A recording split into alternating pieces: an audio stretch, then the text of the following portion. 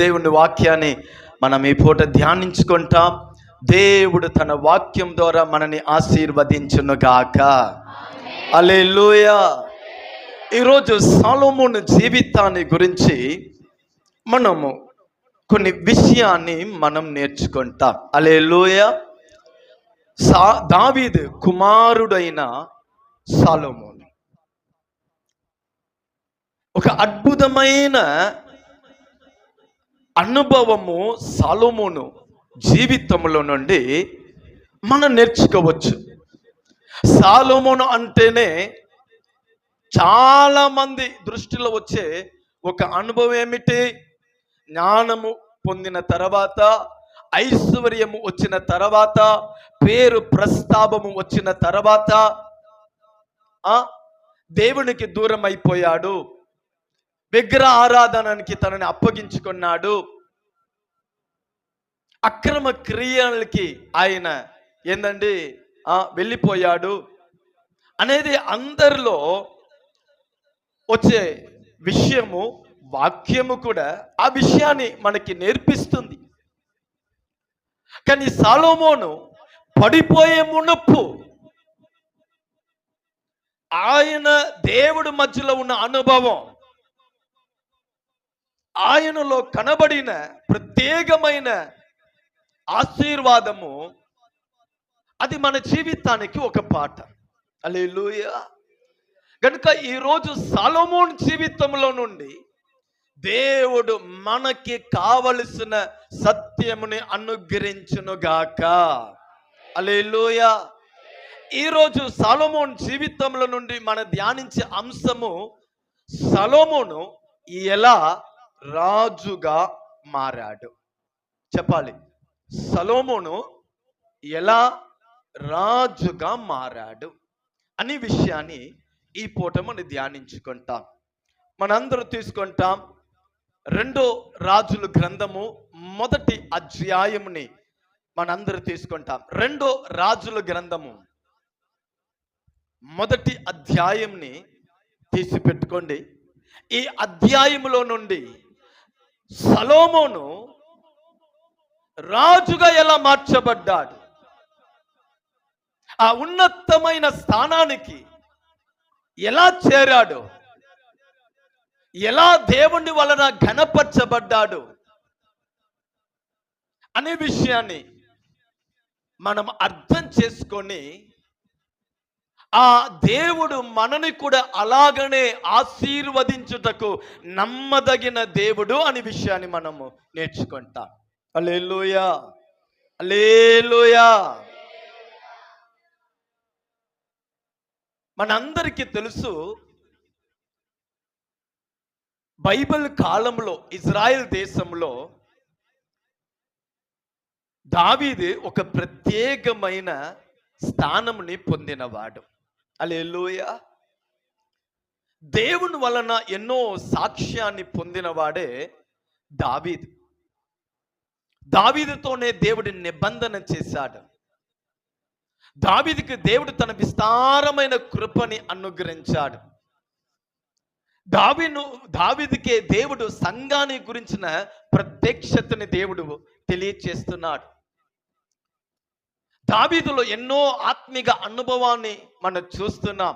నేటి వరకు దావీదు సాక్ష్యము మాట్లాడుతానే ఉంది. హల్లెలూయా. ఆ దావీదు కుమారుడే ఈ సొలొమోను. సొలొమోను అంటే సమాధానము అర్థము. చెప్పాలి, సొలొమోను పేరుకి అర్థం ఏమిటండి? సమాధానము, నెమ్మది, తృప్తి. హల్లెలూయా.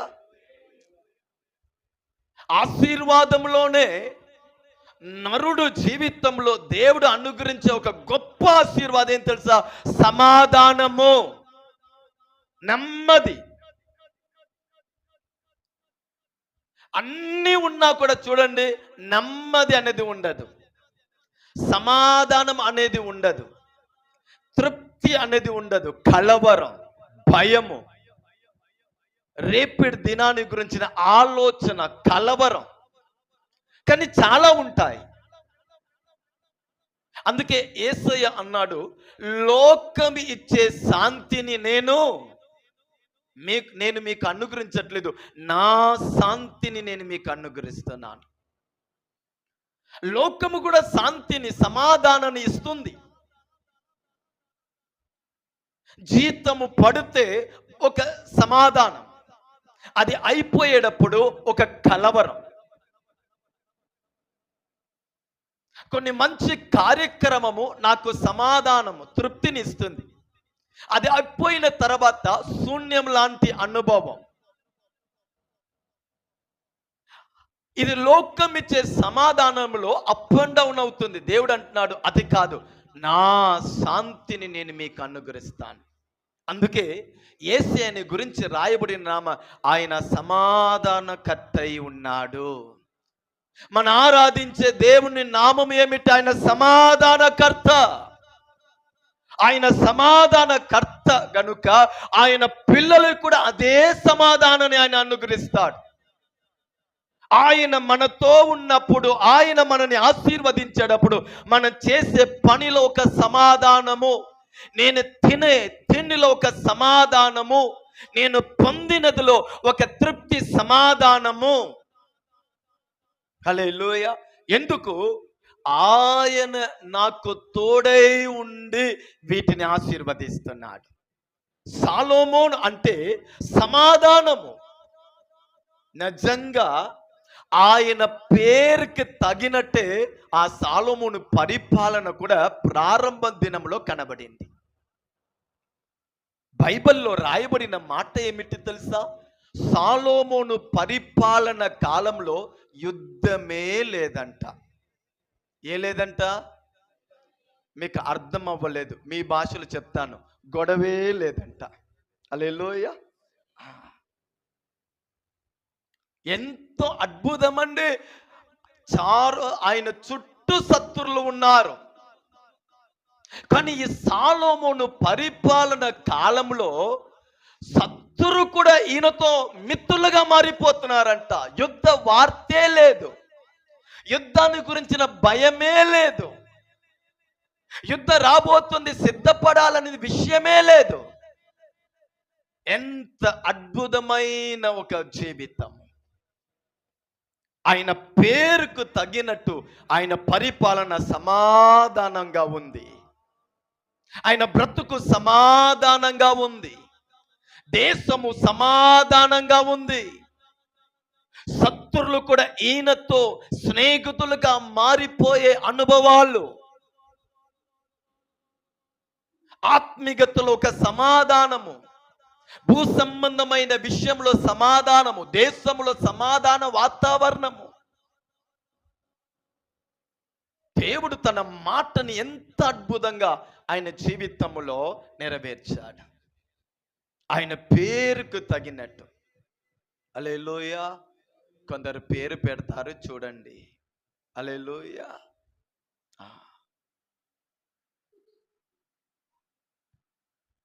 కానీ ఈయన తన పేరుకి తగినట్టు ఆయన జీవితం, ఆయన పరిపాలన సమస్తము కనబడుతుంది. ఇంత అనుభవానికి ఈ సాలోమోను జీవితం వెళ్ళుటకు, మారుటకు కారణము ఏమిటి?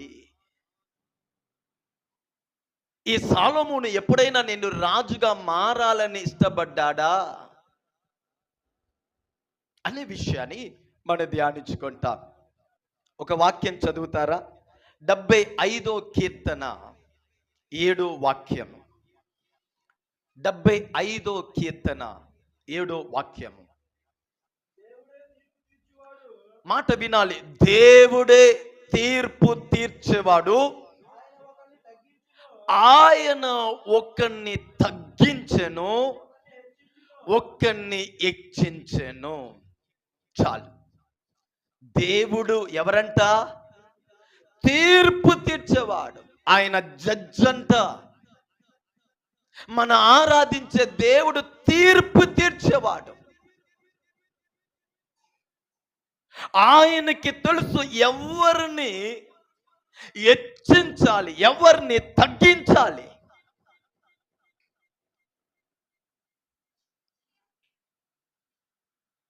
ఎవరికి ఎటువంటి కృపని ఇవ్వాలి, ఎవరికి ఎటువంటి వాగ్దానం ఇవ్వాలి, ఎవరిని ఎలా నడిపించాలి, దేవుడే తీర్పు తీర్చేవాడు.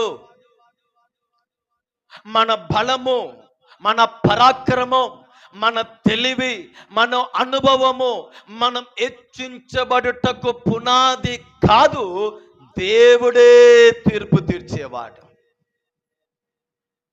మనల్ని హెచ్చించాలంటే, మనము విస్తరించబడాలంటే, మనం ఆశీర్వదించబడాలంటే, దేవుడు మన కొరకు సిద్ధపరిచిన ఆ స్థానానికి మనం వెళ్ళాలంటే, దేవుడు మన పక్షంలో నిలబడి మన చెయ్యిని పట్టుకుంటేనే సాధ్యం. దావీదు ఎంత అద్భుతంగా ఈ మాటని క్లియర్ చేస్తున్నాడు. మన ఆరాధించే దేవుడు జడ్జ్ అండి, ఆయనే తీర్పు తీర్చేవాడు. ఒకరిని తగ్గించి ఒకరిని హెచ్చింప చేసేవాడు. ఆ న్యాయాధిపతి అయిన దేవుడు ప్రతి ఒక్కరిని తన అరి చేతులు చెక్కి ఉన్నవాడు.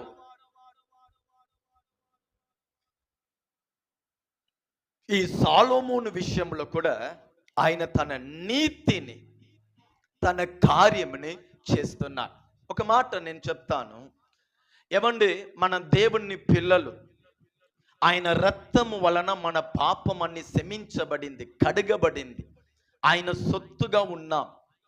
దేవుడు మన మీద ఒక ప్రణాళిక, ఉద్దేశము కలిగి ఉన్నాడు. మనని గురించి, మన పిల్లల్ని గురించి, మన భవిష్యాన్ని గురించి, మన చేసే పని సమస్తాన్ని గురించి దేవుడు ఉద్దేశం కలిగి ఉన్నాడు. ఆయన మన మీద ఒక ప్రణాళిక ఉంచి ఉన్నాడు గనుక మనము ఆశీర్వాదము పొందకూడదని అపవాది ఆటంకము ఖచ్చితంగా పరుస్తాడు. హల్లెలూయా. దేవుని ఉద్దేశం మన జీవితంలో నెరవేరకూడదని అపవాది ఏం చేస్తాడండి? ఆటంకపరుస్తాడు. కొన్ని శోధనని తీసుకొస్తాడు, కొన్ని ఇబ్బందిని తీసుకొస్తాడు, ప్రార్థనని ఆపుతాడు, విశ్వాసాన్ని బలహీనపరుస్తాడు. దేవుని వాగ్దానం మీదే ఏంటంటే మనలో సందేహాన్ని కూడా కలిగ చేస్తాడు.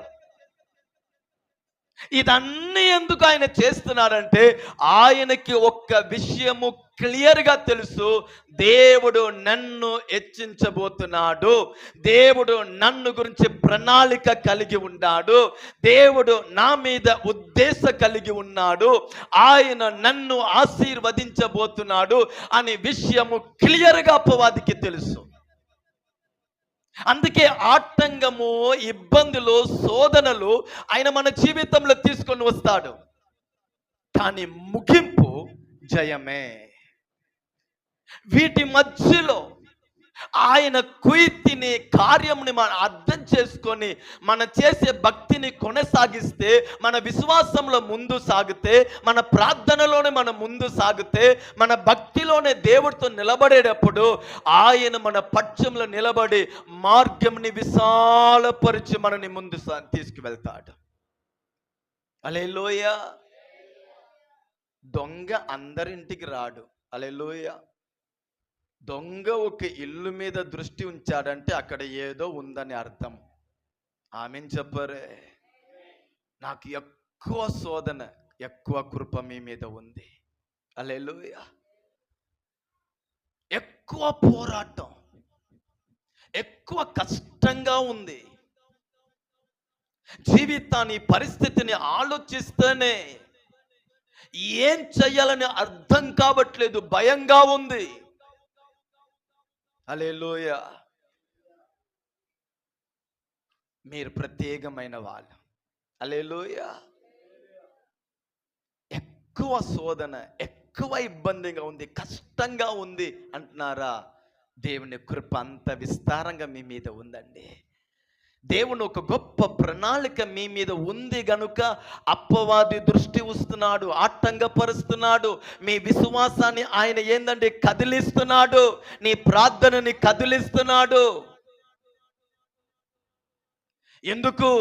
మన మీద ఉన్న దేవుని అభిషేకం ఆయనకి తెలుస్తుంది. మన మీద దేవుడు ఉంచిన ఆయన కృప, ఆయన ప్రణాళిక ఆయనకి తెలుస్తుంది. ఆటంకపరుస్తున్నాడు. హల్లెలూయా. శోధించబడిన తర్వాతనే నా బైబిల్ చెప్పే మాట సువర్ణగా మార్చబడ్డారు.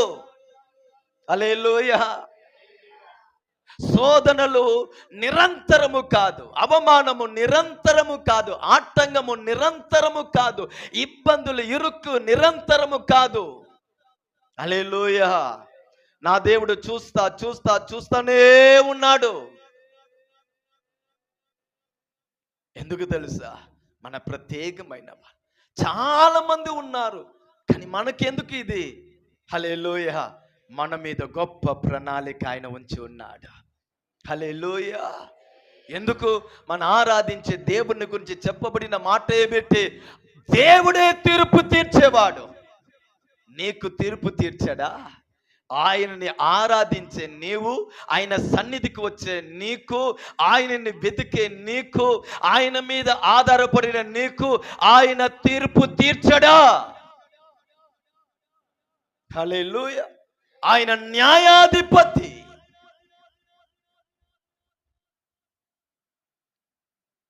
బైబిల్లో తీర్పు విషయాన్ని గురించి మాట్లాడేటప్పుడు లూకా 18 ఒక విధవరాలని గురించి దేవుడు మాట్లాడుతున్నాడు. ఆ విధవరాలుకి అదే పట్టణంలో ఉన్న ఒక న్యాయాధిపతి, ఆయన దుష్టుడు. ఆ న్యాయాధిపతి ఎవరు? దుష్టుడు. రెండోది, ఆ న్యాయాధిపతి ఎవరంట? దేవునికి భయపడనివాడు. మూడోది, ఆ న్యాయాధిపతి ఎవరు? మనుషుల్ని లెక్క చేయనివాడు. ఈ మూడు స్వభావం. ఒకటి, ఆయన దుష్టుడు, భయపడనివాడు, మనుషుల్ని లెక్క చేయడండి. మూడోది, దుష్టుడైన న్యాయాధిపతి. అదే ఊరిలో ఎవరు ఉన్నారు? ఒక విధవరాలు. ఆ విధవరాలకి ఏదో సమస్య. ఎన్నో పర్యాయి ఆయన దగ్గర వెళ్ళి, అయ్యా నేను ఒక విధవరాలయ్యా, నాకు ఇబ్బందిగా ఉందయ్యా, మీరు నాకు న్యాయం చేసి పెట్టండి అని ఆమె బతిమిలాడుతుంది. పో చేసి పెడతాను, పో చేసి పెడతాను. ప్రతిసారి ఆమె వెళ్ళేటప్పుడల్లా చేసి పెడతానులే పో అంటాడు, కానీ అస్సలు ఆమెని లెక్క చెయ్యాడు. అస్సలు లెక్క చెయ్యడంట. వాడు లెక్క చెయ్యకపోయినా, న్యాయం తీర్చకపోయినా ఈమె వరకు ఏం చేస్తుంది? పదే పదే ఆయన దగ్గర వెళ్ళి మొర పెడుతుంది. ఒకరోజు ఆయనకే టెన్షన్ వచ్చింది. ఈమె ఏ మనిషి? అసలు ఈమెను పట్టించకపోయినా, లెక్క చెయ్యకపోయినా, నేను దేవునికి భయపడని వాడని తెలిసినా, నేను మంచివాడని తెలిసినా కూడా ఈమె నా దగ్గర వచ్చి మొర పెడుతుందే అని ఆలోచించి ఈమెకి న్యాయం చేసేస్తామా అని తన మనసుని మార్చుకుంటాడంట. ఆ మాటని దేవుడు చెప్పి అంటాడు,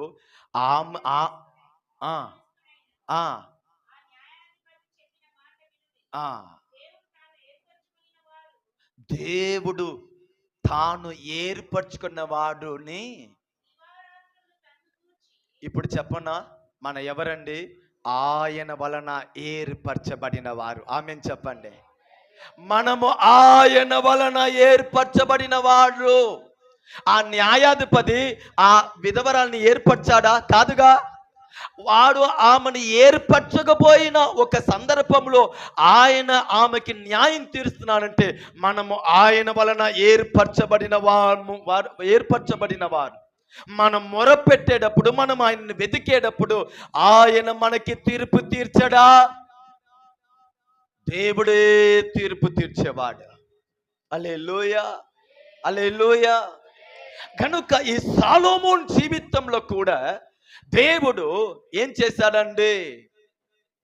ఒకరిని తగ్గించి మరొకరిని హెచ్చించాడు. ఇక్కడ ఒక్క సింహాసనము ఉంది. ఇక్కడ ఏముంది? ఒక్క సింహాసనం ఉంది. ఆ సింహాసనము దావీదు సింహాసనం. మీరందరూ నాతో కూడా మీరు రావాలి. ఒక సింహాసనం ఉంది. ఆ సింహాసనానికి రాజు ఎవరు? దావీదు. ఇప్పుడు దావీదు తర్వాత ఆ సింహాసనం మీద ఏంటండి ఒకళ్ళు కూర్చోవాలి. కానీ ఇక్కడ ఒక్క సింహాసనం దగ్గర ఇద్దరు నిలబడుతున్నారు. ఒక పక్కన సాలోమోను, ఇంకొక పక్కన 5వ వాక్యం చదువుతారా? 2 రాజుల గ్రంథం 1వ అధ్యాయము 5వ వాక్యము. తర్వాత 2 రాజుల గ్రంథం 1వ అధ్యాయము 5వ వాక్యం.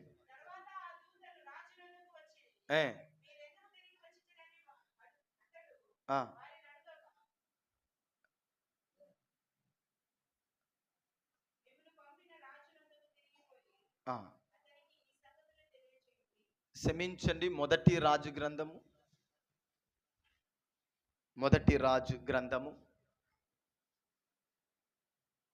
అధ్యాయము 5వ వాక్యము. క్షమించండి, ఎవరంట? అదోనియా. చాలు. ఇప్పుడు ఇట్టు అదోనియా నిలబడుతున్నాడు. హల్లెలూయా. దావీదు పరిపాలన ముగింపుకు వచ్చేసింది, బలహీనంగా అయిపోయాడు.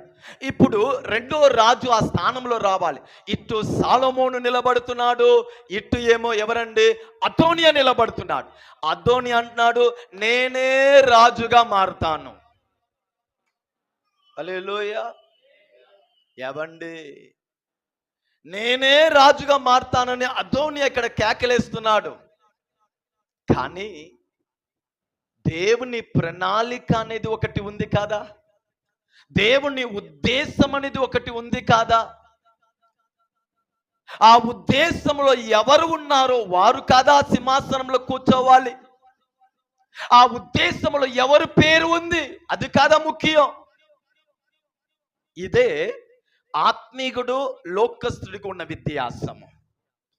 ఆత్మీయుడు దేవుని ఉద్దేశముని కనిపెడతాడు, కానీ లోకస్తుడు దేవుని ఉద్దేశము, దేవుని చిత్తము, దేవుని ఆలోచన, నడిపింపు దీనిని వెతుకడు. తన సొంతంగా ఆలోచిస్తాడు. తన సొంత ప్రయత్న, సొంత ప్రయాసం, సొంత బలము, సొంత తెలివి. కానీ ఆత్మీయుడు దేవుని చిత్తాన్ని తెలుసుకోవటానికి ప్రయత్నం చేస్తాడు. ఆమేన్ చెప్పండి. మన జీవితంలో ప్రతి అడుగు దేవుని చిత్తం అనుసారంగా ఉండునుగాక. ఆయన నడిపింపు ప్రకారం ఉండునుగాక. ఆయన ఆలోచన చెప్పున జరుగునుగాక. ఇప్పుడు ఈ సింహాసనములో అదోనియా కూర్చోవాలా, సొలొమోను కూర్చోవాలా అనేది నిర్ణయించేది దేవుడు. ఈ 6వ నెలలో దేవుని సన్నిధికి వచ్చిన మనము కూడా ఈ మాటని అర్థం చేసుకోవాలి. ఇంతవరకు నన్ను నడిపించిన దేవుడు ముందు కూడా నన్ను నడిపించుటకు, ఆశీర్వదించుటకు ఆయన ఉద్దేశించి ఉన్నాడు. మీ ముందు సమస్య ఉంది, మీ ముందు పోరాటం ఉంది, మీరు ఇరుక్కులో ఉన్నారు, కొన్ని అవసరములో ఉన్నారు, కొన్ని ప్రశ్నలు ఉన్నారు. కానీ వీటి మధ్యలో ఆయన ఉద్దేశం అనేది మీ మీద ఉంది. మీ కొరకు ఆయన ఒక మార్గాన్ని సిద్ధపరిచి ఉన్నాడు. మీకు జయముని ఎలా అనుగ్రహించాలి ఆయన దాన్ని సిద్ధపరిచి ఉన్నాడు అనే అవగాహన మన హృదయములో ఉదయించునుగాక. హల్లెలూయా. ఏమండి, ఇంత ముందు సమస్య రాలేదా? ఇంత ముందు సమస్య వచ్చినప్పుడు ఆయన మనల్ని నడిపించలేదా? అది నిజమైతే ఇప్పుడు ఉన్న సమస్యలు కూడా ఆయన అద్భుతంగా మనల్ని నడిపించడా? అద్భుతంగా మనకి జవాబు ఇయ్యడా? అద్భుతంగా మన పక్షంలో నిలబడడా? అందుకే ఆయనకి ఎబినేసర్ అనే పేరు. ఆమేన్ చెప్పండి. ఎబినేసర్. హల్లెలూయా. ఆయన చిత్తమే మన జీవితంలో నెరవేరేదండి. ఆయనము చిత్తము లేనిదిని మనము తెచ్చుకున్నా, మనం కట్టుకున్నా, మనం పొందుకున్నా అది నిలబడదు. ఆయన చిత్తము దాంట్లో ఉందంటే దానిని ఎవ్వరు కూడా పాడు కూడా చేయలేరు. మీ దగ్గర వచ్చే ఆశీర్వాదం అవ్వచ్చు, ఏదైనా సరే ఆయన చిత్తము ప్రణాళిక దాని మీద ఉండాలి.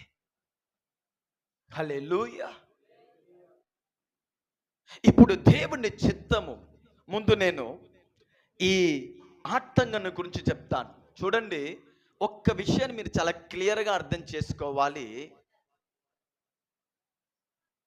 దేవుడు మనల్ని ఆశీర్వదించుటకు ఉద్దేశించినప్పుడు, దేవుడు మన మీద వాగ్దానం చేసినప్పుడు ఎన్నో ఆటంకాలు వస్తూ ఉంటాయి, పోరాటాలు వస్తూనే ఉంటాయి, ఇబ్బందులు వస్తూ ఉంటాయి. కానీ భయపడవద్దు. ఆ వాగ్దానాన్ని వరకు గట్టిగా పట్టుకోండి. హల్లెలూయా. ఇక్కడ సొలొమోను ఎంత అద్భుతంగా రాజుగా మార్చబడుతున్నాడో, ఇంత ముందు కూడా బైబిల్లో కొందరు అలాగనే అద్భుతంగా రాజుగా మార్చబడ్డారు. దేవుని దయ వలన రాజుగా మార్చబడ్డారు. నేను జస్ట్ మీకు గుర్తు చేపిస్తాను. పరిశుద్ధ గ్రంథమైన బైబిల్లో యెఫ్తా అని ఒక వ్యక్తి ఉన్నాడు. చెప్పండి, ఎవరండి? యెఫ్తా. ఈ యెఫ్తా తన కుటుంబస్తుల వలన, తన సహోదరుల వలన తరిమి వేయబడిన వాడు. ఆమెన్ చెప్పండి. ఈ యెఫ్తా ఎవరండి? తన సహోదరులు, తన కుటుంబస్తుల వలన తరిమి వేయబడ్డవాడు. రెండోది, తన గ్రామస్తుల వలన, తన పట్టణస్తుల వలన కూడా ఆయన తరిమి వేయబడ్డాడు. ఇంటి వారు అంటున్నారు, నువ్వు మా ఇంట్లో ఉండుట మాకు దరిద్రం, నువ్వు మా ఇంట్లో ఉండుట ఏంటంటే అపవిత్రం. ఈయన సహోదరులు చెప్తున్నారు, నీ తల్లి వేరు, మా తల్లి వేరు. మిగిలిన సహోదరులు అందరూ యెఫ్తాని చూసి చెప్పే మాట ఏం తెలుసా? యెఫ్తా, నీ తల్లి ఏందండి అక్రమ సంబంధం వలన నిన్ను కన్నింది, నువ్వు మా ఇంట్లో ఉండుటకు వీల్లేదు అని ఇంటిలో నుండి తరిమి వేస్తే, ఆ గ్రామస్తులు, పట్టణస్తులు అంటున్నారు, నువ్వు మా ఊర్లో ఉంటానికి కూడా నీకు అర్హత లేదని ఊరి నుంచే తరిమి వేస్తారండి. అనాథలాగా వేరు ఒక ప్రాంతానికి వెళ్ళి ఆయన నివసించి అక్కడ కొందరితో ఆయన ఏంటంటే చిన్న చిన్న పని చేస్తా, యుద్ధము చేస్తా ఆయన ఉన్నప్పుడు దేవుని ప్రణాళిక కృప ఆయన మీద ఉండింది గనుక ఏ కుటుంబస్తులు, ఏ గ్రామస్తులు, ఏ పట్టణస్తులు యెఫ్తాని అపవిత్రము అన్నారో, యెఫ్తాని పాపి అన్నారో, యెఫ్తా జీవితాన్ని అవమానపరిచారో, ఇప్పుడు ఆ గ్రామస్తులు, ఆ గ్రామంలో ఉన్న ఏందన్న మనుషులు అందరూ యెఫ్తాని వెతుక్కొని వెళ్ళి చెప్పారు, యెఫ్తా మమ్మల్ని క్షమించే, మేము పొరపాటు చేసేసాము, నువ్వు మరలా మన ఊరికి వచ్చేసాయి, మా కొరకు నువ్వు యుద్ధం చెయ్యాలి, యుద్ధము చేసిన తర్వాత నువ్వు మా కొరకు రాజుగా ఉండు. ఇది దేవుని కృప తప్ప మరొకటి కాదు. తరిమి వేసిన వారు ఈయనను వెతుక్కొని వెళ్ళి ఆయన ముందు చేయి కట్టుకొని అంటారు, అయ్యా క్షమించండి అయ్యా, మనసులో ఏ పెట్టుకోవద్దు, మేము కొంచెం ఎక్కువనే ఓవర్ చేసేసామయ్యా, ఇప్పుడు మాకు విరోధంగా శత్రువు వచ్చారు, నీవు తప్ప మమ్మల్ని కాపాడేవారి వేరు లేదు. మాటలో చెప్పాలంటే నీవు తప్ప వేరే ఒక దిక్కు ఇప్పుడు మాకు లేదు. మనసులో పెట్టుకోకుండా వచ్చి మా కొరకు యుద్ధం చేసి ఆ శత్రుని ఓడించి ఇంకా నువ్వే మాకు రాజుగా ఉండు. ఎవరు హింసించారో, ఎవరు బలహీనుడు అన్నారో, ఎవరు తరిమి వేశారో అదే పట్టణానికి రాజుగా నా దేవుడు యెఫ్తాని మార్చాడు. హల్లెలూయా. ఎవరు మిమ్మల్ని చిన్న చూపు చూస్తున్నారో వారు మిమ్మల్ని చూసి ఆశ్చర్యపడినట్టు నా దేవుడు మార్చునుగాక. ఆ దేవుడు మారుస్తాడు. ఎవరు మనని తరిమి వేశారు, ఎవరు మనని పక్కన పెట్టారు, ఎవరు మనని బలహీనులుగా చూశారో, ఎవరు మనని అపవిత్రంగా చూశారో వారికి మనము ఆశీర్వాదంగా ఉన్నట్టు దేవుడు మారుస్తాడు. వారు ముందే దేవుడు మనని ధనవంతులుగా ఏందండి, నా దేవుడు మనని నిలబెట్టుకుంటాడు. మనుషులు మాట వలన మీరు బాధలో ఉన్నారా? మనుషులు మాట వలన మీరు దుఃఖములో ఉన్నారా? మనుషులు మాట వలన మీ హృదయం గాయముతో నిండి ఉందా? వారు ముందే నా దేవుడు నిన్ను, నీ తలని నా దేవుడు నూనెతో అభిషేకిస్తాడు.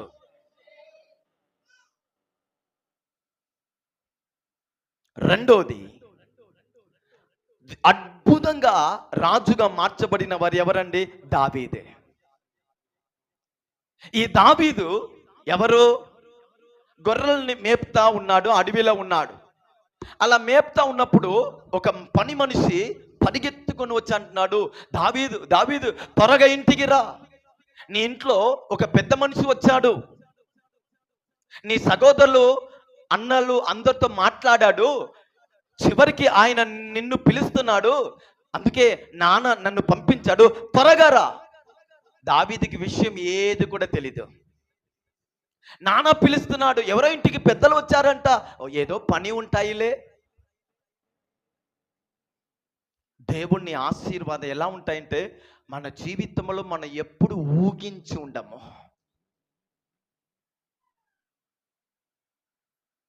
నాన్న పిలుస్తున్నాడు అని దావీదు సరదాగా వెళ్తే, దావీదు వెళ్ళగానే అక్కడ చూస్తే ఆ ఊర్లో ఉన్న పెద్దలు అందరూ ఉన్నారు, యాజకులు ఉన్నారు, ప్రవక్త ఉన్నారు, దావీదు సహోదరులు అందరూ ఉన్నారు, నాన్న ఉన్నారు, జనసమూహ ఇజ్రాయేల్ జనసమూహ ఉన్నారు. దావీదుకి అర్థం అవట్లేదు, ఏంది కొత్తగా ఇన్ని మంది ఉన్నారు. ఈయన లోపల వెళ్తే ఆ పెద్ద మనిషి సేవకుడు ప్రవక్త దావీదుని పిలిచి మోకరించు అని అందరి ముందు ఆయన తలలో ఏందండి నూనె పూసి అంటున్నాడు, ఇది మొదలుకొని నువ్వే ఇశ్రాయేలుకి రాజు. హల్లెలూయా.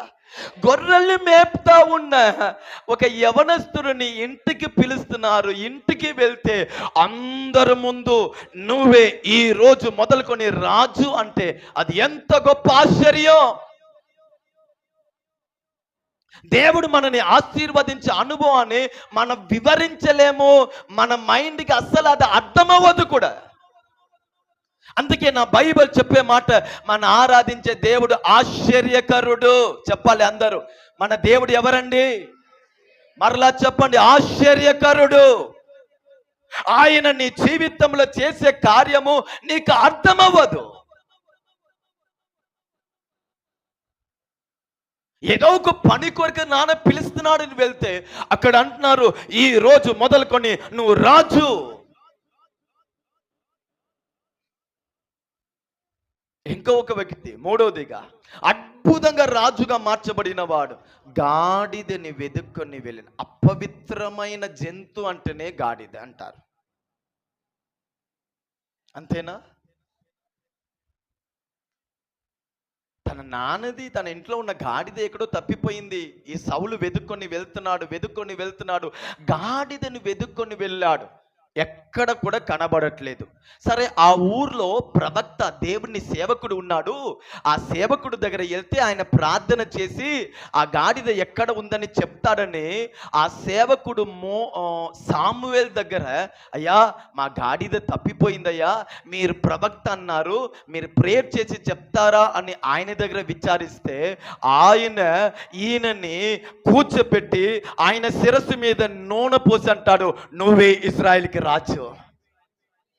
ఒక అపవిత్రమైన జంతుని వెతుక్కొని పోయిన వాడిని ఇజ్రాయేలుకు రాజుగా మారుస్తున్నాడంటే ఆయన క్రియలు ఎంత అద్భుతమైనది.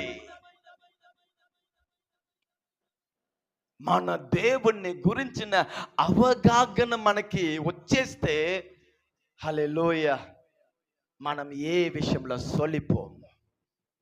ఆకాశమే భూమి మీద దిగి వచ్చిన నాకు ఏం అవ్వదు. అపవిత్రమైన జంతుని వెతుక్కొని పోయిన వాడని రాజుగా మారుస్తున్నాడు. అర్థం కావట్లేదు. ఇప్పుడు ఈ న్యూస్ నాన్న దగ్గర వెళ్తుంది, సౌలు సౌలుని చెప్పకూడదు, సౌలు రాజా పోయాడు.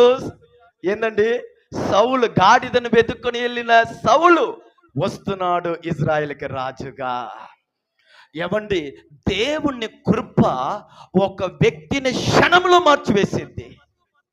క్షణంలో మార్చివేసింది. ఎప్పుడు, ఎక్కడ, ఎలా మీ జీవితంలో దేవుణ్ణి ఆశ్చర్య కార్యము దిగి వచ్చింది ఎవ్వరు కూడా ఊహించలేరు. ఎందుకంటే వాగ్దానం చేసిన వాడు నమ్మదగిన దేవుడు. ఆమేన్ చెప్పండి. హల్లెలూయా. అదే లిస్ట్లోనే ఇక్కడ సాలోమోను కూడా ఇజ్రాయెల్కు రాజుగా మార్చబడుతున్నాడు. హల్లెలూయా. అమ్మ, మొదటి రాజు మొదటి అధ్యాయము 5వ వాక్యం చదవండి. ఆగీతు కుమారుడైన అదోనియా ఎవరంట? గర్వించిన వాడై. ఏవండి, ఈయనని ప్రకటించుకున్నాడు, నేనే రాజా. ప్రకటించుకొని రథములను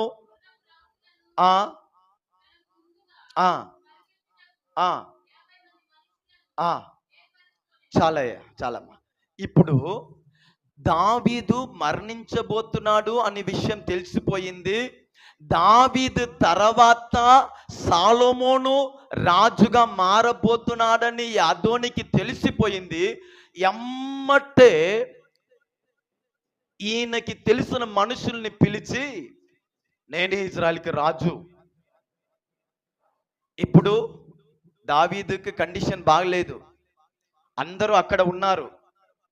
అంతలోపు మీరు నన్ను రాజుగా అభిషేకించి నేనే రాజు అని మీరు కూడా ఊర్లో కేకలేసి వెళ్ళాలి అని మొత్తం సెట్టింగ్ చేసేస్తాడు.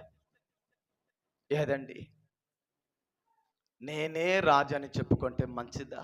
నలుగురు కాదా చెప్పాలి? అదోని ఎవరికి గుర్తు అంటే అప్పవాదికి గుర్తు. చెప్పాలి, అదోనియా ఎవరికి గుర్తండి? అప్పవాదికి. ఈ స్థానము సాలోమోనుకు పోతుంది అని తెలుసు. ఈ సింహాసనంలో సాలోమోను కూర్చోబోతున్నాడని తెలిసిపోయింది. దావీదు తర్వాత ఈ ఆశీర్వాదానికి సాలోమోను పాత్రుడు అవుతున్నాడని తెలిసిన తర్వాత దానిని అబ్బగరించుకుంటానికి, ఆటంకపరుస్తానికి, ఆ స్థానాన్ని ఆయనను తొలగించడానికి అదోనియా లేచాడు. అదోనియా ఆటంకం పరిచేవాడు. అదోనియా అప్పవాదికి గుర్తుగా ఉన్నాడు. అదోనియా అబ్బగరించేవాడు. దుష్ట ఆలోచన కలిగిన వాళ్ళు, ఇంకొకరు ఆశీర్వాదాన్ని అబ్బగరించుటకు ఆలోచించేవారు, గర్విష్ఠులుగా ఉన్నవారు, స్వార్థంలో నిండినవారు, తనని గొప్పగా ప్రకటించుకున్నవారు ఏ రోజు కూడా వర్ధిల్లరు. రెండోది, వారు ఎప్పుడు కూడా ఆశీర్వాదంలో స్థిరపడరు. ఏమండి, నాకు సిద్ధపరిచినది నేను అనుభవిస్తాను, మీ కొరకు దేవుడు సిద్ధపరిచినది మీకే ఇస్తాడు. అదోనియా అప్పవాదికి గుర్తండి, ఆటంకపరిచేదానికి గుర్తు, స్వార్థానికి గుర్తు, ఇంకొకరిని అబ్బగిరించే చెడ్డ తలంపుకి గుర్తుగా ఉన్నాడు. హల్లెలూయా. కానీ దేవుని ప్రణాళిక కింద దాగి ఉన్నవాడుని, ఆయన కొరకు సిద్ధపరిచిన ఆశీర్వాదాన్ని ఒక వాక్యం చదువుతారా? యోవాను సువార్త 10వ అధ్యాయము 29వ వాక్యము. యోవాను సువార్త 10:29. తండ్రి అందరికంటే నా తండ్రి గొప్పవాడు గనుక నా తండ్రి చేతిలో నుండి ఎవరు వాటిని అపహరించలేరు. ఈ సింహాసనంలో సాలోమోను కూర్చోవాలనేది తండ్రి చిత్తము. ఈ దేశాన్ని సాలోమోను పరిపాలించాలని తండ్రి చిత్తము. ఈవెన్ సాలోమోనే దేవుని హస్తంలో ఉండగా ఆయన హస్తముల నుండి ఎవ్వరు అపహరించగలుగుతారు? చెప్పండి, నన్ను ఎవ్వరు అపహరించలేరు. ఏందండి ఇలా ఉన్నారు? మిమ్మల్ని కదా చెప్పమన్నాను. చెప్పండి, నన్ను ఎవ్వరు అపహరించలేరు. నా ఆశీర్వాదాన్ని ఎవరు అపహరించలేరు. నా స్థానాన్ని ఎవరు అపహరించలేరు. ఇది దేవుని ప్రణాళిక వలన నాకు కలిగింది. హల్లెలూయా. చాలా కష్టంతో చెప్తున్నారు. మీ మాటను వింటే నాకే కష్టంగా ఉంది. హల్లెలూయా. ఒక్క అదోని కాదు, 100 అదోని లేచిన సాలోమోను సింహాసనాన్ని సాలోమోనే అనుభవిస్తాడే కాదు, మరొకరు అనుభవించలేరు. ఇది ఎవరికి దేవుడు మాట్లాడుతున్నాడు? మనకే మాట్లాడుతున్నాడు. నీకు విరోధంగా ఏ ఆయుధము రూపించబడినా, చెప్పాలి, నీకు విరోధంగా ఏ ఆయుధం రూపించబడినా, నీకు విరోధంగా ఏదైనా మాట్లాడని, ఎన్ని ఆటంకము రాని, ఎన్ని విమర్శలు రాని, ఎన్ని నిందలు రాని, ఎంతమందైనా చిన్న చూపు చూడని, ఏదైనా మాట్లాడని, నీ ఆశీర్వాదాన్ని ఎవరు అపహరించలేరు. నీ స్థానాన్ని ఎవరు అపహరించలేరు. నీకు విరోధంగా రూపించబడిన ఆయుధము పని చేయకుండా పోయింది. నమ్మదగిన దేవుడు హస్తంలో మనం ఉన్నాము. హల్లెలూయా, హల్లెలూయా. నమ్మకమైన దేవుని హస్తంలో మనం ఉన్నాము. చివరిగా మాట చెప్పి నేను ముగిస్తాను. ఇప్పుడు ఇన్ని విషయాలు జరుగుతూ ఉంటే ఎవరో ఒక వ్యక్తి నేనే రాజు అని ప్రకటిస్తూ ఉన్నాడు. సింహాసనాన్ని అపహరించుటకు ఆలోచనలు జరుగుతుంది. మనుషుల్ని సిద్ధపరిచాడు. ఒక ప్రోగ్రాం జరుగుతూ ఉంటే ఇటు దావీదు, సాలోమోను ఇదన్నీ మౌనంగా ఉన్నారు. ఒక మాట మీకు చెప్పనా? మన మౌనంగా ఆయన ముందు ఉన్నప్పుడు ఆయన మన కొరకు యుద్ధం చేస్తాడు. హల్లెలూయా. దేవుడిలో ఎంత మౌనంగా ఉన్నావో అంతగా దేవుని స్వరము, దేవుని హస్తము మన కొరకు యుద్ధము చేసిద్ది. నేను అంటాను, దేవుడు యుద్ధము చేయుటకు వదిలిపెట్టండి. దేవుడు నీతిని చేయుటకు వదిలిపెట్టండి. మాట్లాడిన వారితో దేవుడు కార్యం చేయటకు వదిలిపెట్టండి. మన నోరుని పాడు చేసుకోవద్దు. ఆయన మన పక్షంలో యుద్ధం చేయని.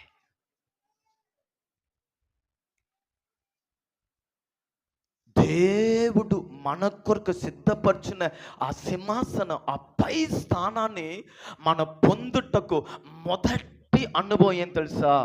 మౌనంగా ఉండిపో. మౌనంగా ఉండిపోండి. ఏవండి, ఎన్ని విషయాలు జరుగుతుంది. అది వార్త మొత్తం ఎక్కడ వచ్చేసింది? సాలోమోనుకి చెప్పేశారు. సాలోమోనుకి చెప్పిన తర్వాత సాలోమోను ఎగరాలా వద్దా? రాండ్ర ఎల్లు చూసి వస్తామని గుంపుని తీసుకొని వెళ్ళాలా వద్దా? సాలోమోనుకి అన్ని విషయాన్ని చెప్పారు. సాలోమోన్, నీ ఆశీర్వాదాన్ని అదోనియా అపహరించుటకు పని చేస్తున్నాడు. నీకు విరోధంగా అక్కడ చేస్తున్నాడు. తనని రాజుగా ప్రకటించుకున్నాడు. ఇన్ని కార్యం జరుగుతుంది అన్ని సాలోమోను దగ్గర అన్ని విషయాన్ని చెప్పిన తర్వాత కూడా ఒక్క మాట మాట్లాడకుండా సాలోమోను సైలెంట్గా ఉన్నాడంటే ఇది ఆత్మీక కాదంటారా? ఇదే ఆత్మిక తలంపు. సాలోమోనుకు ఒక విషయం తెలుసు. ఏం తెలుసా?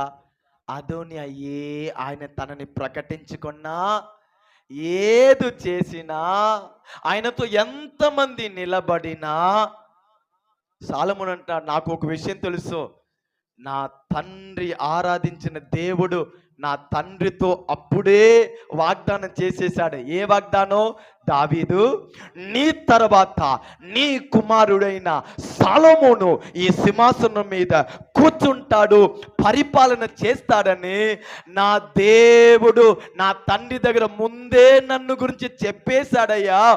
ఆయన మాట ఎప్పుడు కూడా మారదు. అదోనియా ఎన్ని పని చెయ్యని సింహాసనంలో నేనే కూర్చుంటాను. ఇది కాదా వాక్యం మీద ఉన్న ధైర్యం? ఇది కాదా మనలో ఉండవలసిన ధైర్యం? ఎన్ని కుయుక్తి, ఎన్ని ఆటంకము, ఎన్ని పోరాటము, ఎంత భయంకరమైన క్రియలు జరిగినా మనలో ఉండవలసిన ఒక తలంపు ఏం తెలుసా? నన్ను గురించి అయిన వాగ్దానం ఉంది గనుక నేనే దానికి వారసుడుగా, నేనే ఆశీర్వాదాన్ని పొందుతాను, భయపడను. ఈ ధైర్యము మనలో దేవుడు కలుగ చెయ్యనుగాక. హల్లెలూయా. సాలొమోను ఇన్ని కార్యము జరిగినప్పుడు కూడా సాలొమోను ఇంత సైలెంట్గా ఉన్నాడు. రియాక్షన్ ఏం చేయట్లేదు, అడావుడి చేయట్లేదు, ఆయనకు విరోధంగా వెళ్తకు ఆలోచించలేదు, మాట్లాడలేదు. సాలొమోను ఎలా రాజుగా మార్చబడ్డాడు మనందరికీ తెలిసిన విషయం. మీరు రాస్తున్నారు కనుక పాయింట్ వరకు చెప్తాను. ఈ పరిస్థితి మధ్యలో, ఈ పోరాటం మధ్యలో, ఈ ఇబ్బందికరమైన వాతావరణం మధ్యలో ఒక మాట చెప్పనా? ఒక్క పక్కన అదోనియా తనని రాజుగా ప్రకటించుకొని పట్టాభిషేకం చేయుటకు సమస్తాన్ని సిద్ధపరిచాడు, ప్రజల్ని సమకూర్చాడు, అన్ని కార్యక్రమంని సిద్ధపరిచేశాడు. మరో పక్కన దావీదు పూర్తిగా బలహీనంగా ఉన్నాడు, నడవలేడు, చూపు కనబడట్లేదు, యుద్ధము చేయలేడు. దావీదు పూర్తిగా బలహీనంగా ఉన్నాడు. వీటి మధ్యలో సాలొమోను ఏ రియాక్షన్ లేకుండా ఒక లోకస్తుడిలాగా, ఆయన ప్రవక్తనలు మాటలు కనబడకుండా అంత సైలెంట్గా ఆయన అలా ఉన్నాడు. ఎలా రాజుగా మార్చబడ్డాడు? ఆయనలో కనబడిన ఆ కార్యమే ఈ పరిస్థితి మధ్యలో కూడా ఆయన ఇజ్రాయేలుకి రాజుగా మార్చబడ్డాడు. వరుసగా చెప్తాను. సొలొమోను రాజుగా మార్చబడుటకు మొదటి కారణం ఏం తెలుసా? ఆయనలో కనబడిన దీర్ఘశాంతము. చెప్పండి. సొలొమోను రాజుగా మార్చబడుటకు, దేవుని వలన హెచ్చించబడుటకు, దేవుని వలన ఆశీర్వదించబడుటకు మొదటి కారణం ఏమిటండి? దీర్ఘశాంతం. హల్లెలూయా. శాంతము ఉండుట పెద్ద విషయం. ఆమేన్ చెప్పండి. హల్లెలూయా. మనకి శాంతం ఉంటేనే ఏందండి మన గ్రేటే. దీర్ఘ శాంతం అంటే amen. Hallelujah. Praise the Lord. ఏవండి, రాజుగా మార్చబడాలంటే, ఉన్నతమైన ఆశీర్వాదాన్ని పొందాలంటే ఆకాశం ఎక్కి దిగాలి అనేది కాదు, 10 మందిని పడేయాలనేది కాదు, నేను 25 సంవత్సర సీనియర్ అనేది కాదు. ఇదన్నీ లోకంలో చేసే అడావుడి. ఆకాశ సంబంధులైన దేవుడు తన పిల్లల్ని అతి ఉన్నతమైన స్థానానికి, ఆశీర్వాదానికి నడిపించాలంటే ఆయన మన దగ్గర ఎదురు చూసే మొదటి అనుభవం తెలుసా? దీర్ఘశాంతం. అన్ని వ్యతిరేకమైన వాతావరణము, న్యూస్ మొత్తము సొలొమోనుకి తెలిసినప్పుడు కూడా పక్కన ఉన్న వాళ్ళ దగ్గర కూడా అదోనియాని గురించి ఏ మాట కూడా మాట్లాడకుండా, భయాన్ని గురించి మాట్లాడకుండా, ఏమైందో అని మాట్లాడకుండా, నాన్న ఈ పరిస్థితుల్లో ఉన్నారు, నాకు ఎవరి సహాయం చేస్తారని ఏ విషయాన్ని గురించి మాట్లాడకుండా మౌనంగా అందరిలో ఒకలాగా నిలబడుతున్నాడు. ఈ ఉదయము దేవుడు మనకి చెప్పే ఒక ఆలోచన ఏం తెలుసా? నా కుమారుడా, నా కుమార్తె, నీ పరిస్థితి నాకు తెలుసు, నీ అవసరం నాకు తెలుసు, నీ కన్నీరు నాకు తెలుసు, నీ మార్గము నాకు తెలుసు, నీ ఇబ్బంది నాకు తెలుసు, నీ పరిస్థితి నాకు తెలుసు. కానీ మౌనంగా ఉండు. నా మాటని హృదయంలో దాచిపెట్టుకొని ప్రార్థన చేసి విశ్వాసములు మౌనంగా ఉండు. సాలోమోన్ చేసినది అదే. అన్ని న్యూస్ వస్తుంది ఆయన దగ్గర, మౌనంగా ఉన్నాడు. కొన్నిసారి ఇబ్బందిగా ఉంటాయి, మౌనంగా ఉండు. కొన్నిసారి కష్టంగా ఉంటాయి, కానీ మౌనంగా ఉన్న మీద ఆధారపడి ఉండు. అన్ని కూలిపోయినట్టు ఉంటాయి, అప్పుడు కూడా దేవా నీవే ప్రభువా అని మౌనంగా ఉండు. ఏడవాల ఆయన పాదములో ఏడవండి.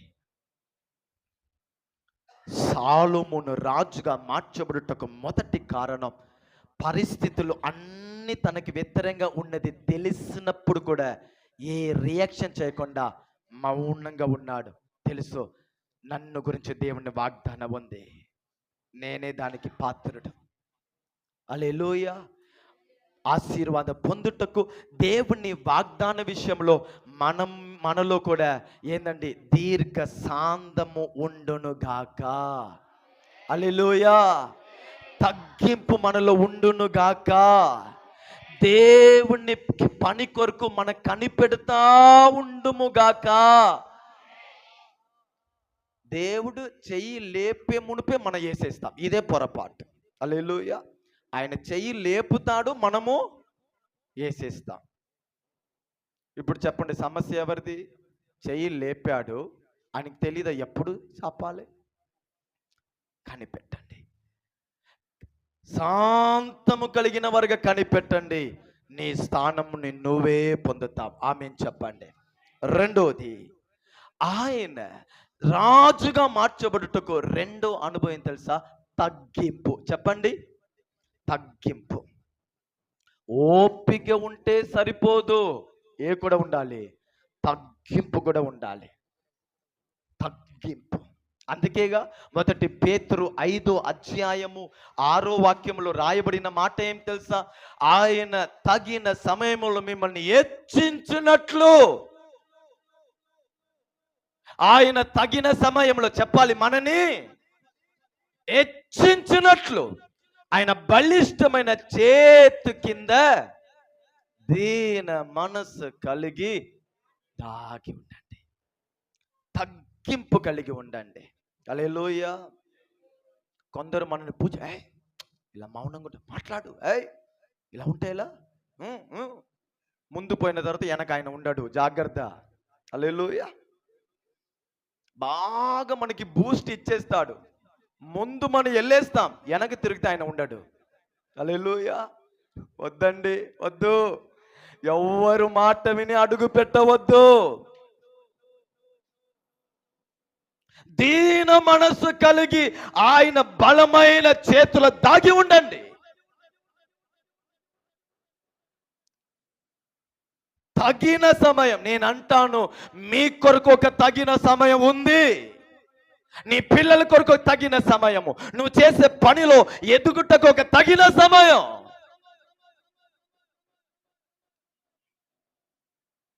అంతవరకు దేవుడు మిమ్మల్ని నడిపించే నడిపింపులో, దేవుడు మీకు ఇచ్చినదిలో తగ్గింపు కలిగినగా స్తోత్రం చెప్పి ముందు సాగండి. ఆమేన్ చెప్పండి, గట్టిగా చెప్పండి, స్తోత్రం చెప్పండి. తగ్గింపు కలిగి, ఎవరు ఏదైనా చెప్పండి, దేవుడు చూసుకుంటాడయ్యా, దేవుడు చూసుకుంటాడయ్యా, దేవుడు యుద్ధం చేస్తాడయ్యా అని చెప్పుటకు నేర్చుకోవాలి. ఆమేన్ చెప్పండి. హల్లెలూయా. ప్రతి విషయాన్ని దేవుడి మీద చెప్పుటకు నేర్చుకోవాలి. నేను మీకు చెప్పనా, గొప్ప ఆశీర్వాదానికి తగ్గింపు చాలా ముఖ్యం. హల్లెలూయా. ఎంత లోతుగా పునాది వేస్తారో అంత ఎత్తుగా బిల్డింగ్ కట్టవచ్చు. అంతేనా మధు? వేరు ఎంత లోతుగా వెళ్తుందో చెట్టు అంత తుఫాను, గాలి, అన్ని వాతావరణంలో నిలబడేది. దేవుడు ఎంత ఎంతగా మీరు తగ్గించుకుంటారో అంతగా మీరు హెచ్చించబడతారు. నా యేసయ్య శిలువ మరణం వరకు తనను తాను తగ్గించుకున్నాడని వాక్యములో రాయబడింది. తనని తగ్గించుకున్నాడు గనుక నా తండ్రి అన్ని నామము కంటే పై నామంని యేసయ్యకి అనుగ్రహించాడు. ఆమేన్ చెప్పండి. తగ్గించి మనం జీవిస్తాం, దేవుడు గొప్ప హెచ్చింపుని మనకు అనుగ్రహిస్తాడు. హల్లెలూయా. మూడోది, సొలొమోను రాజుగా మారుటకు మూడోది, కేవలము కృప వలన అది కలిగింది. మీరు బాగున్నారా చెప్పండి, బాగున్నారా? మీరు అన్నారు బాగున్నాను. కానీ నిజమేమిటి? దేవుని కృప వలన బాగున్నాను అనేది మీరు చెప్పాలి. అవునా కాదా? మీరు అన్నారు నేను బాగున్నాను, దాని అర్థం ఏమిటి? నేను పని చేస్తున్నాను, నేను మంచి అన్నం తింటున్నాను, plus plus plus plus plus, అందుకే బాగున్నాను. కానీ దావీదుని అడగండి, దావీదు సింహాసనం ఎలా ఉంది? కృప వలన బాగుంది. యుద్ధము కృప వలన జయము. ఎలా ఉన్నావు? కృప వలనే. అన్ని కృపేనా? ఆయన అంటాడు జీవము కంటే ఉత్తమమైనది కృప. ఆమేన్ చెప్పండి. హల్లెలూయా. నేను చెప్పనా, మన ఆశీర్వాదం పూర్తిగా దేవుడు కృప వల్లనే అమ్మా. కృప అంటే ఆయన జాలి, ఆయన కనికరము, ఆయన దయ. దేవుని దయ లేకపోతే ఒక్క అడుగు కూడా మీరు ముందు వెళ్ళలేరు.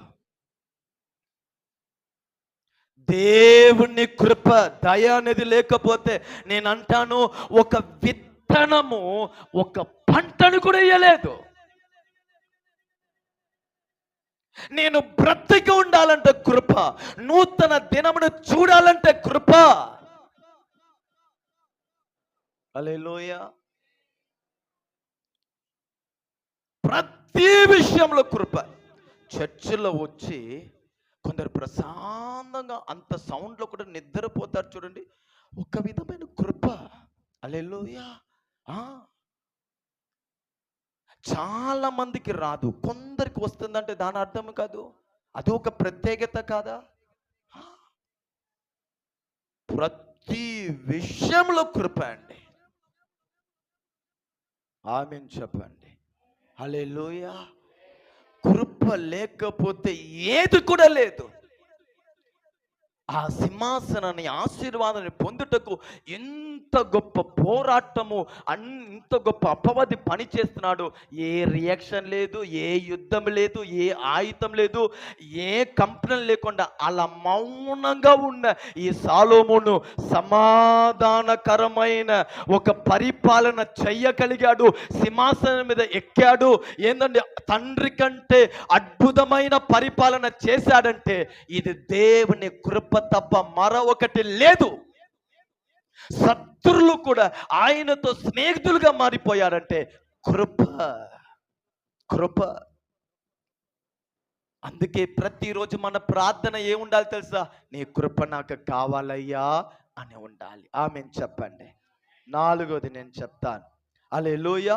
సొలొమోను రాజుగా మార్చబడుటకు నాలుగో కారణం ఏం తెలుసా? సాదోక్. వాక్య వరకు రాసుకోండి.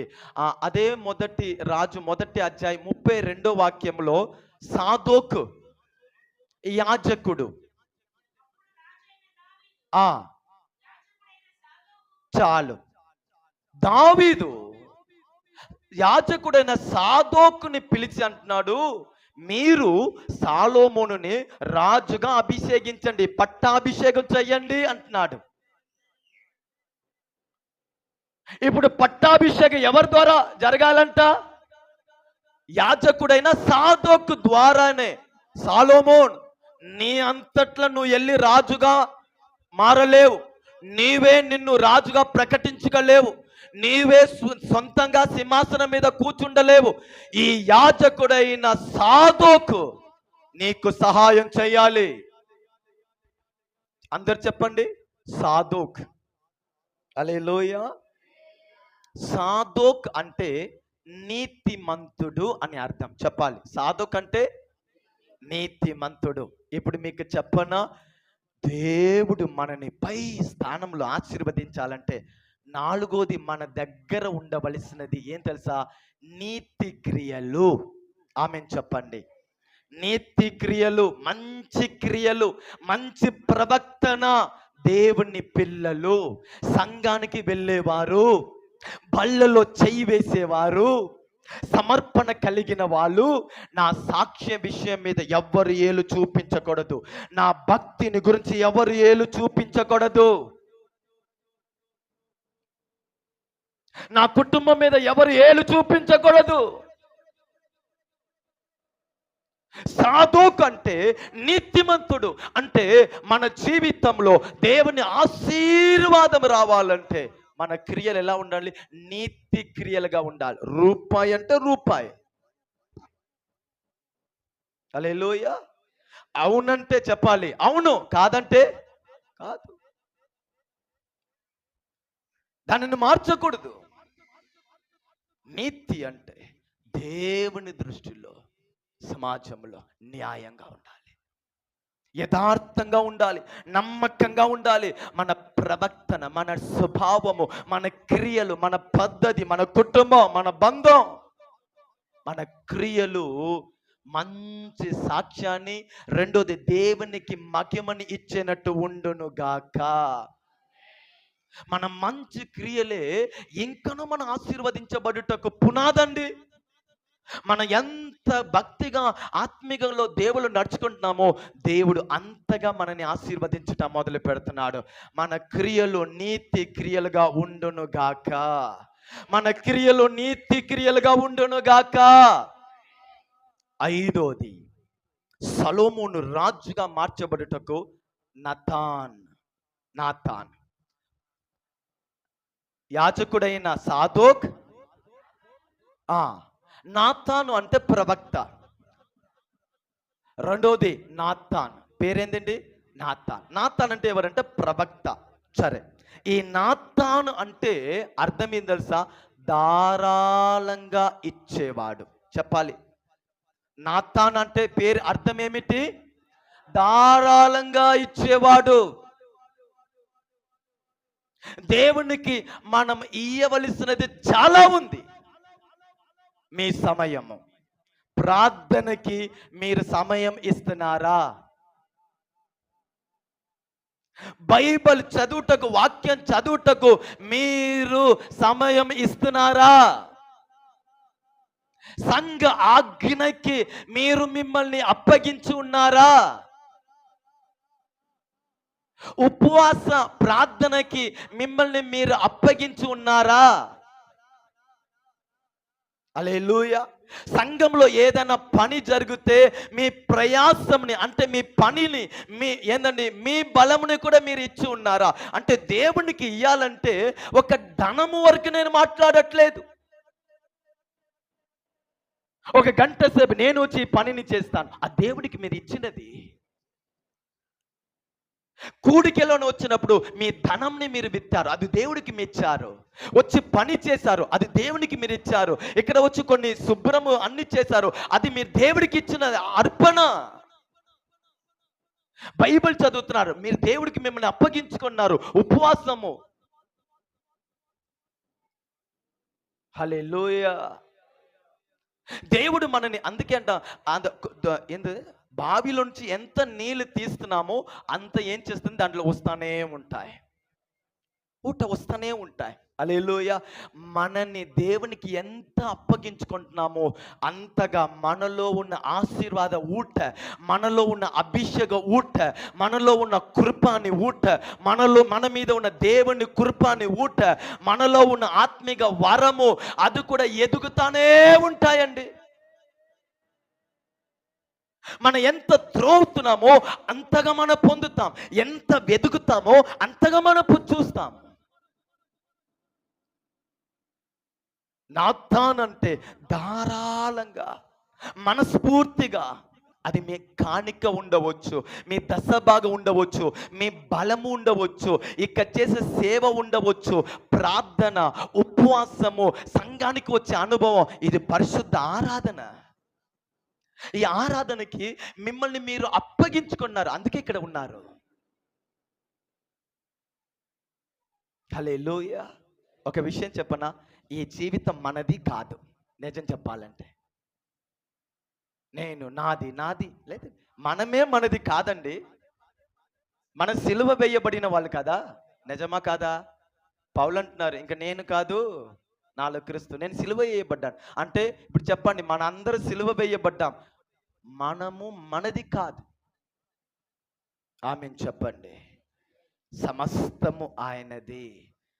నేను అంటాను, ఈ దేవుడిచ్చిన జీవితంలో వీలంత వరకు మిమ్మల్ని దేవునికి అప్పగించి జీవించండి. ఉన్న బలముని దేవునికి కొంచెం అప్పగించండి. ప్రార్థన కొంచెం దేవునికి అప్పగించండి. ఈ స్వరాన్ని పాటలు పాడుటకు ఇయ్యండి. ఈ హృదయంలో కొంచెం దేవునికి అప్పగించండి. ప్రార్థించుటకు మీరు ఏదల్లా దేవునికి కాணிకగా విత్తుతున్నారో అంతగా దేవుని మేలు కూడా మనలో విస్తరించబడుతుంది. ఆమేన్ చెప్పండి. హల్లెలూయా. అన్ని విషయంలో న్యాయంగా దేవుడి ముందు ఉండండి. మీ దశభాగ విషయంలో, హల్లెలూయా, మీ కాணிక విషయంలో, దేవునికి మొదటి స్థానం ఇచ్చే విషయంలో ఆమేన్ చెప్పండి. మీరు మిమ్మల్ని అప్పగించుకున్న వారుగా ఉండాలి. ఆమేన్ చెప్పండి. నేను అంటాను, ఎవ్వరు కూడా బలవంతగా దేవుని విషయంలో, ఆత్మీయ విషయంలో ఉండకూడదు. ఆసక్తితో వాంఛ కలిగి తృప్తిగా దేవుళ్ళో ప్రతి విషయంలో నేను కనబడాలి. ఆమేన్ చెప్పండి. అదే మనకి ఆశీర్వాదం. చివరి మాట చెప్తాను. 33వ వాక్యంలో సాలోమోనుని ఎక్కడ తీసుకుని వెళ్ళి అభిషేకించాలంట? సీగోన్ అనే మాట వచ్చింది. అమ్మ 1:33 ఆ మాట వచ్చిందా?